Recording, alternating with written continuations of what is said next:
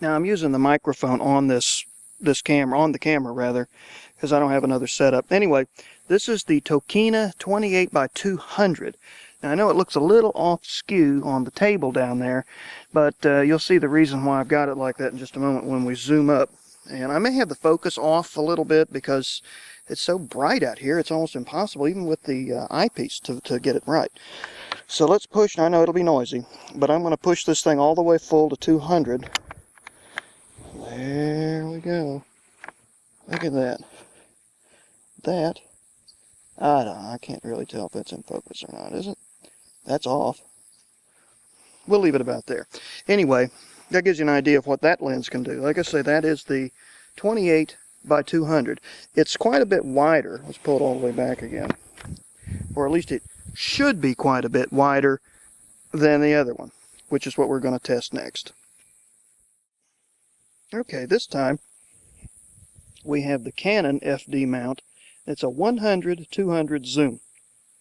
And I've had to run the f-stop, the aperture, down quite a bit because it's so bright out here today. But now again, the little head down there on the table is 100 feet away from the camera.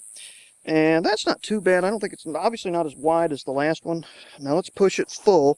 I know it's going to be a little bumpy. Sorry about that. Probably noisy too, but such is the nature of filmmaking. Let's push that all the way up. 70-200. And I can't really tell if I've got my focus just right or not. Well, we'll play with it. That's probably out of focus now. But anyway, you get an idea of what it can do. Frankly, I'd like to be able to go up even higher.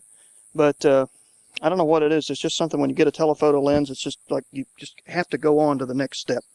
At any rate, that's a pretty good little comparison. That's with no filters. That's with, I didn't really pay attention what the aperture was on both of them. This one's up to almost 22. And the ISO is at 400. And we've got the shutter speed set at 50. So just to give you an idea of what kind of range you can get with your telephoto lenses for FD mounts on board the T2i. Now, I'm going to pull it back and let's see what it looks like. There we go back. Hey, that's not too bad.